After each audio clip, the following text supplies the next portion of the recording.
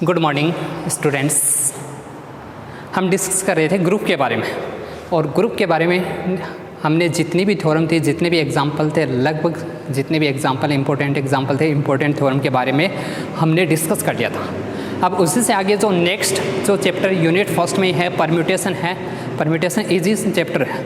इसमें एक तो एग्जाम्पल, 2-3 एग्जाम्पल ऐसे हैं जो बहुत ज़्यादा इंपॉर्टेंट है, लगभग रिपीट होते हैं, और अगर आपने वो एग्जाम्पल अगर आपने समझ लिए तो उस पर बेस्ड आप कोई भी एग्जाम्पल कर सकते हो, इजीली है। तो सबसे पहले हम देखते हैं परम्यूटेशन क्या होता है। परम्यूटेशन यानी क्रम से, परम्यूटेशन क्रम से, परम्यूटेशन क्रम से क्या होगा। देखो क्रम से क्या होता है, एक मतलब जो फंक्शन होता है फंक्शन पर ही बेस्ड होता है, फलन होता है फलन पर ही परिभाषित होता है। मतलब अगर एस कोई भी एक नॉन एम्प्टी सेट है, परम्यूटेशन की डेफिनेशन देखेंगे सबसे पहले। एस अगर कोई भी एक नॉन एम्प्टी सेट है, एस कोई भी एक नॉन एम्प्टी सेट है, मतलब इसमें कोई ना कोई एलिमेंट होगा, तो कोई भी एक ऐसा फंक्शन जो किस से डिफाइंड हो, एस से एस में डिफाइंड हो, क्या होगा, फलन होगा। फर्स्ट कंडीशन तो एस से एस पर ही परिभाषित, मतलब अगर इसमें कोई भी एलिमेंट लेंगे तो उसकी इमेज भी किस में आएगी, एस में ही आएगी। तो एस से एस में परिभाषित कोई भी फलन क्या कहलाता है, फलन कौन सा होना चाहिए, 1-1 होना चाहिए। एक तो फर्स्ट कंडीशन है 1-1, मतलब एक एलिमेंट की इमेज एक पर, 1-1 का मतलब ही क्या है, एक एलिमेंट की इमेज एक पर ही आनी चाहिए।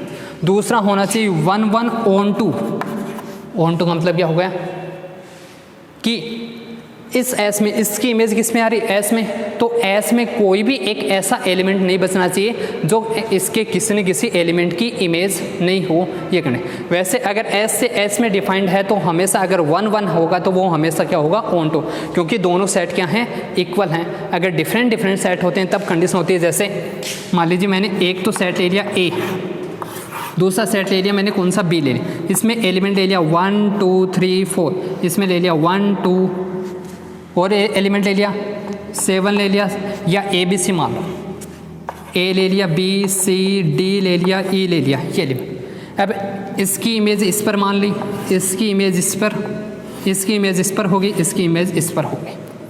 अब देखो एक एलिमेंट की इमेज एक पर आ रही है, इसकी इमेज एक ही तो एलिमेंट पर आ रही है, तो कौन सी मैपिंग होगी, 1-1। अब यहाँ से इसमें एलिमेंट ये बच रहा है जो ए के किसी भी एलिमेंट की इमेज नहीं है, तो ये ऑन टू नहीं होगा। सीधी सी बात है, इसमें कोई भी जिस पर इमेज डिफाइंड होती है उसमें कोई भी एलिमेंट शेष नहीं बचना चाहिए। इसको बोलते हैं कोडोमेन, सह प्रांत। और ये क्या होते हैं, जो इमेज आती है उसको बोलते हैं प्रीसर रेंज।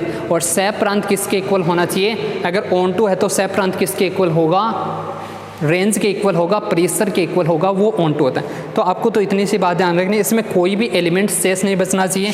या फिर सह प्रांत किसके इक्वल होगा, सह प्रांत किसके इक्वल होगा, प्रीसर के इक्वल होगा, रेंज।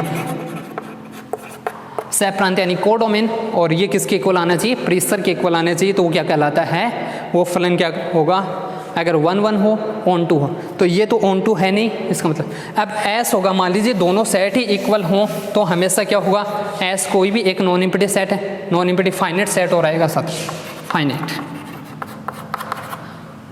नॉन एम्प्टी फाइनाइट मतलब एलिमेंट की संख्या क्या होगी, फाइनाइट होगी। तो एस से एस में परिभाषित जितने भी फलन हों सारे क्या कहलाएंगे, 1। जितने भी फलन होंगे उन्हीं को क्या बोलते हैं, 1-1 ऑन टू, उन्हीं को क्या बोलते हैं, क्रम से बोलते हैं, परम्यूटेशन बोलते हैं। ये तो हो गया क्रम से की डेफिनेशन। अब देखो कितने क्रम से डिफाइंड हो सकते हैं, जैसे मान लीजिए मैं इसी पर डिफाइंड करूं, एलिमेंट ले लिया मैंने, 1 ले लिया, 2 ले लिया, 3 ले लिया, 1 2 ले लिया, 3 ले लिया। 1 की इमेज 1 पर हो सकती है, 2 की इमेज 2 पर, 3 की इमेज, 3 एलिमेंट का लिया है, ये भी एस, ये भी एस। यहाँ से क्या लिख सकता हूँ फिर, 1 2 3 1 2 3, 1 की इमेज किस पर, 2 पर, 2 की इमेज 1 पर, 3 की इमेज 3 पर। ऐसे हम कितने डिफाइन कर सकते हैं, ऐसे ही फिर आगे और चेंज करते जाओगे तो कितने फंक्शन टोटल कितने डिफाइंड होंगे, फैक्टोरियल n होते हैं, मतलब फैक्टोरियल 3 आएंगे, टोटल कितने होंगे, 6 आ जाएंगे। टोटल जो परम्यूटेशन होते हैं, अगर n एलिमेंट है तो टोटल परम्यूटेशन कितने होते हैं, उस सेट में टोटल परम्यूटेशन होंगे फैक्टोरियल n होंगे। ये देखो, अब देखो इन सब का जो सेट, मतलब मान लीजिए यहाँ पर फंक्शन मैंने कौन सा ले लिया, f, s से s2, यहाँ से एस पर है, यहाँ पर मैंने फंक्शन ले लिया जी, तो ये भी परम्यूटेशन है, ये भी इन सभी परम्यूटेशन का जो सेट होगा, सभी क्रमचयों का जो समुच्चय होता है वो क्रमचय गुणन संक्रिया के लिए सेट ऑफ परम्यूटेशन थ्योरम दे रखी है, पूछी हुई थ्योरम है। थ्योरम बता देता हूँ आपको, यहीं से समझ में आ जाएगी नॉर्मल से। सेट ऑफ परम्यूटेशन मतलब जितने भी परम्यूटेशन होंगे, और परम्यूटेशन होगा तो कौन सा आएगा 1 1 ऑन 2। जितने भी परम्यूटेशन का जो सेट होता है वो क्या बनाता है क्रमचय गुणन, मतलब परम्यूटेशन तो परम्यूटेशन गुणन ही होगा। इस गुणन के लिए क्या होगा ग्रुप होता है, ग्रुप की कंडीशन आएगी। तो जितने भी परम्यूटेशन का जो सेट होता है वो हमेशा क्या होता है एक ग्रुप होता है। तो जब भी अब देखो, जब भी यहाँ पर कंडीशन है आपको ग्रुप पूछे तो ग्रुप के लिए आपको 4 कंडीशन है। अब चाहे कोई भी एग्जाम्पल हो सकता है, मान लीजिए आपको एग्जाम में कई ऐसा एग्जाम्पल आ जाए जिसमें आपको ग्रुप प्रूफ करना और आपका पढ़ा हुआ नहीं, तो ग्रुप की 4 कंडीशन तो आपको ध्यान में ही है, वो 4 कंडीशन प्रूफ करो, इजीली हो जाएगा आपका। अगर आपने अच्छे से पढ़ा है, बेस क्लियर करके पढ़ा है, तो आपका इजीली वो क्वेश्चन हो जाएगा। यही है ये गुण। अब गुणन किस प्रकार होता है, इसमें गुणन देखते हैं। पहले क्रमचय गुणन देखेंगे, क्रमचय गुणन ये थ्योरम करेंगे अभी। क्रमचय गुणन, और गुणन किस प्रकार का होता है, क्योंकि क्या है 1 1 ऑन 2 फंक्शन है, फंक्शन ही तो है, तो इनका जो गुणन है वो भी फंक्शन जैसे मल्टीप्लाई करते हैं। एफ और जी को मल्टीप्लाई किस प्रकार करते थे, किन्हीं भी 2 फंक्शन को आपने 12th में पढ़ा था, एफ ऑफ जी इस प्रकार मल्टीप्लाई करते हैं। फॉग और गॉफ पढ़े होंगे आपने, इसको बोलते हैं संयुक्त फलन या फिर कंपोजिट फंक्शन। तो जो परम्यूटेशन जो मल्टीप्लिकेशन है वो किस प्रकार होता है, संयुक्त फलन संक्रिया के समान होता है। किसके लिए, कंपोजिट फंक्शन के इक्वल होता है, ये आएगा। संयुक्त फलन के समान होता है, मतलब अगर 2 फंक्शन को मल्टीप्लाई करते हैं उसी प्रकार 2 परम्यूटेशन का मल्टीप्लाई होगा, ये कंडीशन। मल्टीप्लाई करने का तरीका आगे देखेंगे, वो मैं बता दूंगा, ये आप समझो तो समझ लेना, ये कोई बड़ी बात नहीं। परम्यूटेशन कैसे मल्टीप्लाई करते हैं वो आगे देखेंगे। देखो अब परम्यूटेशन के जो टाइप्स हैं, कुछ टाइप्स आपको ध्यान में रखने। क्रमचय के प्रकार, परम्यूटेशन के जो टाइप हैं, क्रमचय के प्रकार टाइप्स दे रखे हैं, इसके जो टाइप्स हैं। अब देखो अगर परम्यूटेशन आ गए, ग्रुप पढ़ रहे हैं, तो आइडेंटिटी की कंडीशन जरूर आती है हमेशा। एक होता है तत्समक क्रमचय, तत्समक क्रमचय मतलब आइडेंटिटी कौन सा होगा, आइडेंटिटी परम्यूटेशन, आइडेंटिटी परम्यूटेशन होगा तत्समक क्रमचय। तत्समक क्रमचय क्या होता है, आइडेंटिटी परम्यूटेशन। अगर एफ कोई भी एक परम्यूटेशन दे रखा है तो वो कौन सा परम्यूटेशन होगा, आइडेंटिटी परम्यूटेशन। अब एफ परम्यूटेशन है तो किसी सेट पर डिफाइंड होगा, इस सेट में मैंने एलिमेंट ले लिया 1 2 3, इसके लिए लिख रहे हैं नॉर्मल एग्जाम्पल से ज़्यादा समझ में आता है, क्योंकि मैं यहाँ पर n एलिमेंट ले लूँगा तो आपकी भी कन्फ्यूज़न होगा। ये कोई भी एलिमेंट ले लिए 1 2 3, अब इनकी इमेज आएंगी, क्योंकि 1 1 है, ऑन 2 फंक्शन है, तो प्रत्येक एलिमेंट की इमेज होगी। अगर 1 की इमेज 1 पर आती है, 2 की इमेज 2 पर आती है, 3 की इमेज 3 पर आती है, तो उस परम्यूटेशन को हम कौन सा परम्यूटेशन बोलते हैं, आइडेंटिटी परम्यूटेशन होता है, तत्समक क्रमचय होता है। इसको हम आई से डिनोट करते हैं। फिर उस अगर अब यहाँ से डेफिनेशन आप लिख सकते हो, किसी भी एलिमेंट की इमेज अगर उसी एलिमेंट पर हो तो वो कौन सा परम्यूटेशन होता है, आइडेंटिटी परम्यूटेशन होता है। ये कंडीशन है। परम्यूटेशन मल्टीप्लाई कैसे करते हैं वो आगे देखेंगे। आइडेंटिटी परम्यूटेशन ध्यान में रख लेना। एक इन्वर्स परम्यूटेशन होता है, अगर एफ कोई भी परम्यूटेशन है, इसका जो इन्वर्स परम्यूटेशन है वो जी होगा। अगर इन दोनों को मल्टीप्लाई करते हैं तो क्या आना चाहिए, आइडेंटिटी परम्यूटेशन आना चाहिए। मल्टीप्लाई करने के बाद आइडेंटिटी परम्यूटेशन आना चाहिए। ये परम्यूटेशन है, वही होगा जैसे इन्वर्स एलिमेंट था, यहाँ पर क्या होगा, इन्वर्स परम्यूटेशन। इन्वर्स एलिमेंट क्या था, किन्हीं भी 2 एलिमेंट को मल्टीप्लाई करते हैं तो आइडेंटिटी एलिमेंट आता है। यहाँ पर परम्यूटेशन है तो परम्यूटेशन आ जाएगा। अब जो थ्योरम दे रही है, थ्योरम देखो क्या दे रही है कि जो परम्यूटेशन का जो सेट है, किसका सेट, परम्यूटेशन का सेट, वो क्या होता है, ग्रुप बनाता है।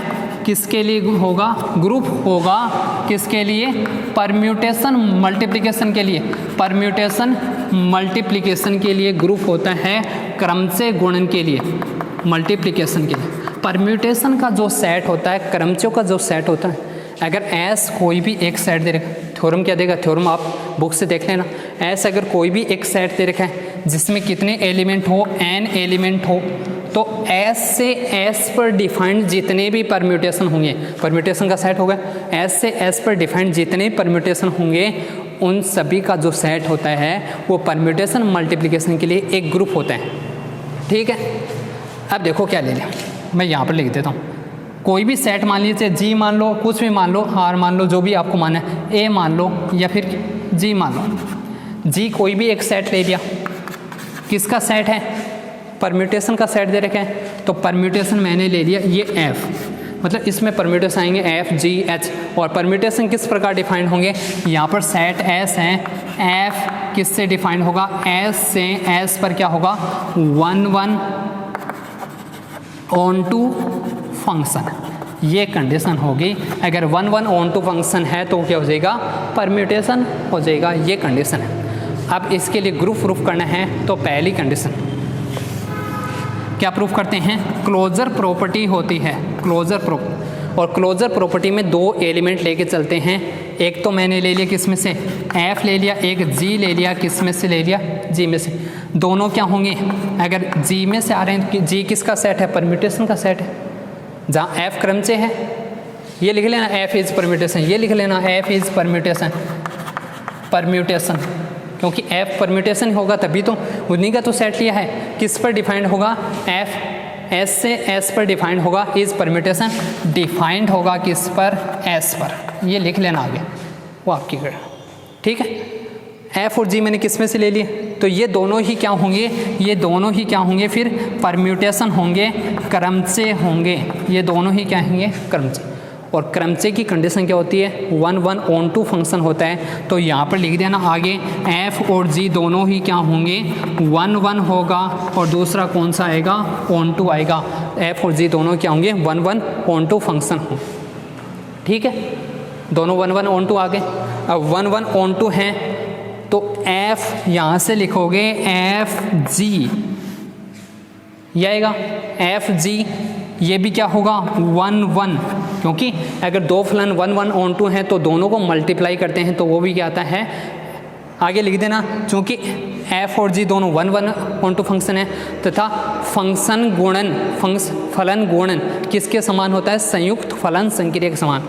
अगर संयुक्त फलन होगा दोनों का गुणन करेंगे तो यहाँ से क्या आएगा F G, ये भी क्या आएगा F डॉट G, ये भी क्या होगा 1 1 होगा, ऑन-टू होगा, किस पर डिफाइंड होगा, जो कि डिफाइंड होगा, परिभाषित होगा किस पर, ऑन S, F G भी S पर परिभाषित क्या होगा, 1 1 ऑन-टू फलन होगा, F G भी क्या होगा, अगर 1 1 ऑन-टू फलन है तो F G क्या हो जाएगा, F G परम्यूटेशन हो जाएगा, क्या होगा, क्रमचय होगा, किस पर डिफाइंड होगा, सेट S पर, क्योंकि S पर ले रहे हैं तो S सेट आप कोई भी ले सकते हो, S पर ले रहे हो तो S लिख देना, सेट चेंज नहीं होगा, सेट तो वही रहेगा। F G भी क्या होगा, F डॉट G भी परम्यूटेशन होगा, किस पर डिफाइंड, और S पर डिफाइंड जितने भी परम्यूटेशन उनका सेट क्या है, G है, इसका मतलब F जो एलिमेंट आएगा, क्योंकि S पर डिफाइंड जितने परम्यूटेशन है उनका सेट क्या है, G, तो इसका मतलब F डॉट G किस में से बिलोंग करेगा, G में से, क्लोजर प्रॉपर्टी सेटिस्फाई हो जाएगी। सेकंड कंडीशन एसोसिएटिविटी प्रॉपर्टी, ये आपके लिए सबसे इजी है, अगर नहीं या तो कुछ में प्रूफ करना होगा, नहीं ध्यान में है, यहाँ पर क्या दे रखा है, कंपोजिट फंक्शन, मतलब आगे लिखोगे एसोसिएटिविटी प्रॉपर्टी में क्या लिखोगे, चूँकि संयुक्त क्या लिखोगे, क्रमचय गुणन, क्रमचय गुणन होता है, जो क्रमचय गुणन परम्यूटेशन मल्टीप्लिकेशन, क्रमचय गुणन किसके बराबर होता है, संयुक्त फलन संक्रिया, कंपोजिट फंक्शन, परम्यूटेशन मल्टीप्लिकेशन किसके समान होता है, संयुक्त फलन संक्रिया के समान होता है, संयुक्त फलन संक्रिया, कंपोजिट मल्टीप्लिकेशन कंपोजिशन के इक्वल होता है, और संयुक्त फलनों की जो संयुक्त फलन संक्रिया है वो सदैव क्या होती है, एसोसिएट होती है, ये हमेशा क्या होती है, एसोसिएट होती है, साचर्य होती है, एसोसिएट होती है, एसोसिएट साचर्य होती है, फलनों की जो संयुक्त फलन संक्रिया वो हमेशा क्या होती है, एसोसिएट होती है, इसलिए G में क्रमचय गुणन भी क्या होगा, साचर्य होगा। आपको डायरेक्ट कंडीशन लिखनी है, कुछ नहीं, थ्योरम बहुत इजी दे रखे हैं। आप थ्योरम से जितना घबराते हो ना, थ्योरम सबसे इजी। अब ग्रुप की तो थ्योरम इतनी इजी है, 4 कंडीशन आपको ध्यान में रखनी। अगर आबेलियन पूछता है तो उसमें 5वीं कंडीशन, साइक्लिक पूछता है उसमें साइक्लिक की कंडीशन लिख दो, इतनी तो है, बाकी तो वही कंडीशन है। इसके बाद थर्ड कंडीशन है आइडेंटिटी। और आइडेंटिटी मैंने आपको पहले बताया, आइडेंटिटी परम्यूटेशन बता चुका हूँ। क्योंकि आइडेंटिटी परम्यूटेशन क्या होता है, जैसे 1 की इमेज 1 पर आती है, 2 की इमेज 2 पर, 3 की इमेज 3, एक एलिमेंट की इमेज 1 पर आ रही है, 2 की इसकी भी इमेज इस पर, इसकी, तो कौन सा फलन होता है 1 1 on 2। क्योंकि आइडेंटिटी परम्यूटेशन जो सेंस क्या होगा, जो आइडेंटिटी परम्यूटेशन है वो किस में बिलोंग करेगा, परम्यूटेशन का जो सेट है वो उसमें बिलोंग करेगा। क्योंकि आइडेंटिटी परम्यूटेशन क्या होता है, आइडेंटिटी परम्यूटेशन 1 1 क्या होता है, 1 1 on 2 फंक्शन होता है, 1 1 on 2 फंक्शन होगा। आइडेंटिटी जो परम्यूटेशन है एस पर डिफाइंड 1 1 on 2 परम्यूटेशन होगा, 1 1 on 2 ही होता है। इसका मतलब जो आई है वो किस में बिलोंग करेगा, जी में। और आई अगर जी में बिलोंग करेगा तो अगर एफ की कंपोजिशन हम आई से करवाते हैं, देखो एक समझा, एफ की कंपोजिशन आई से करवाएंगे एलिमेंट, क्योंकि देख कभी भी देख लेना फलन जब भी मल्टीप्लाई करोगे, अगर एफ डॉट जी को डायरेक्ट मल्टीप्लाई नहीं होते, एलिमेंट के साथ मल्टीप्लाई, इमेज ही तो निकालते हैं फलन में, तो एलिमेंट तो होगा। यहाँ पर भी मैंने कोई एलिमेंट ले लिया एक्स, और एक्स किसका एलिमेंट होगा, यहाँ पर सेट कौन सा था, एस का एलिमेंट। इसको मैं क्या लिख सकता हूँ, एफ आई एक्स लिख सकता हूँ, या एफ ऑफ लिख लेना आगे, एक कंडीशन और लिखो तो इसको मैं लिख सकता हूँ एफ ऑफ आई एक्स लिख सकता हूँ। और इसकी वैल्यू आपने पढ़ी है 12th क्लास में, उससे भी ईजी है, तो आई एक्स आइडेंटिटी। और इसमें अभी हमने देखा था आइडेंटिटी परम्यूटेशन में किसी भी एलिमेंट की इमेज किस पर आती है, उसी पर तो आती है। जैसे 1 की इमेज किस पर, तो x है तो x की इमेज किस पर आएगी, x पर आएगी। तो यहाँ से मैं क्या लिख सकता हूँ, एफ एक्स लिख सकता हूँ, ये कंडीशन, जहाँ x किसका एलिमेंट होगा, x एलिमेंट होगा किसका, s का, ये कंडीशन। और यहाँ से मैं क्या लिख सकता हूँ, इन दोनों से f डॉट आई किसके इक्वल होगा, वापस किसके इक्वल आ गया, f के इक्वल। इसी प्रकार क्या करोगे, आई डॉट एफ की वैल्यू निकालोगे, वो भी किसके इक्वल आएगी, इसी प्रकार, तो वो भी किसके इक्वल आएगी, इसके इक्वल आएगी। इसका मतलब जो एफ होगा, आई होगा, वो क्या हो जाएगा, आइडेंटिटी एलिमेंट होगा, किस में होगा, आइडेंटिटी एलिमेंट होगा किस में, जो सेट दे रखा था जी, उस सेट में आइडेंटिटी एलिमेंट होगा। और लास्ट जो कंडीशन है, किसकी कंडीशन बच गई, इनवर्स की कंडीशन।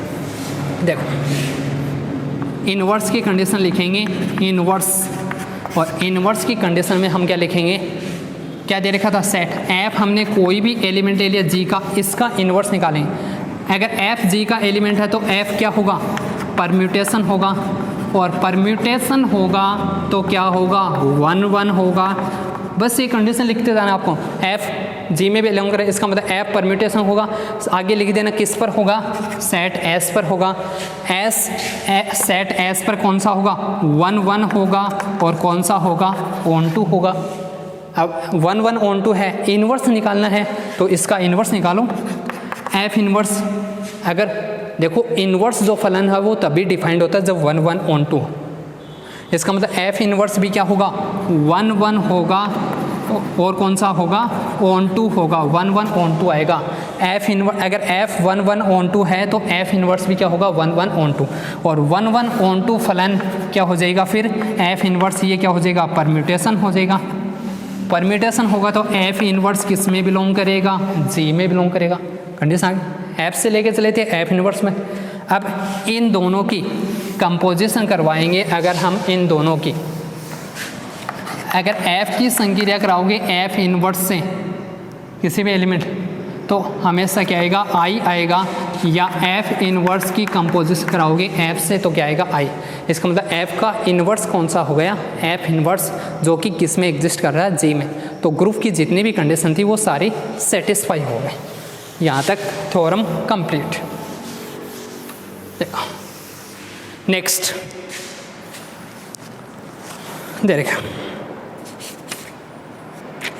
क्रमचे की जो टाइप्स हैं वो मैंने नहीं करवाए, वो एग्जाम्पल में देखेंगे, आपको कोई ज़्यादा ज़रूरत नहीं है, क्योंकि अभी सिर्फ वो बता रहे हैं जिससे आपका प्लस 60-70% आपका जो सिलेबस से 70% के लगभग आपके अच्छे नंबर आ जाएँ, इसी के लिए बता रहा हूँ। हो सकता है आपके ये मैं नहीं करा, हो सकता है आपके सारे क्वेश्चन भी मिल जाए, ठीक है, सारे भी मिल जाएँ, लेकिन 70 ये है फर्स्ट डिवीज़न आपके आराम से, अगर जितना मैं पढ़ा रहा हूँ वो फर्स्ट डिवीज़न आपकी कन्फर्म है, अगर आपने उतना पढ़ लिया इजीली आराम से उसको समझ के। तो आगे दे रखे ये हो गया, क्रमचे की कुछ डेफिनेशन दे रखी हैं, और ये मैंने आपको बता ही दिया। यहाँ पर मैंने सेट जी लिया था, बुक में सेट दे रखा है, PN दे रखा है, वो एक ही बात है, जी के स्थान पर ले लेना आप PN, ये सेट, ठीक है। और इसको देखो, जो सेट PN होता है, जितने परम्यूटेशन का जो सेट होता है, इसको हम बोलते हैं सममित ग्रुप भी बोलते हैं। परम्यूटेशन का जो सेट होता है इसको सममित ग्रुप भी बोलते हैं, इसी को बोलते हैं सममित ग्रुप। जो हमने अभी ग्रुप प्रूफ किया ना उसी को, इसमें जहाँ पर जी लिया था इसमें PN दे रखा, तो PN कर लेना, जहाँ जी लिखा था मैंने वहाँ पर लिख लेना PN, ये इसने बुक में दे ही रखा है क्वेश्चन में PN, ठीक है। सममित ग्रुप बोलते हैं इसको, सिमेट्रिक ग्रुप। आगे एक और भी आएगा, उसको देखेंगे बाद में। देखो क्या दे रखा हो गया। अब है साइक्लिक परम्यूटेशन, एक ही साइक्लिक परम्यूटेशन दे रखा, इसको समझ लेना, इंपॉर्टेंट है। साइक्लिक परम्यूटेशन, चक्रीय क्रमचे, एग्जाम्पल से समझाऊंगा, पहले इजीली समझ में आ जाएगा। साइक्लिक परम्यूटेशन का मतलब क्या है? साइक्लिक का मतलब क्या हो गया? चक्र, चक्र की फॉर्म में चलेगा। एस में अगर मान लीजिए एलिमेंट दे रखे हैं, जैसे एस में एलिमेंट ले लिया मैंने, कौन सा एलिमेंट ले लिया?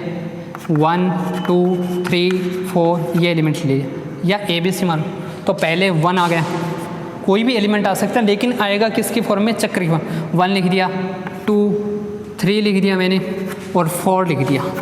तो 1 से 2, 2 से 3, 3 से 4, 4 से किस पर आ गया?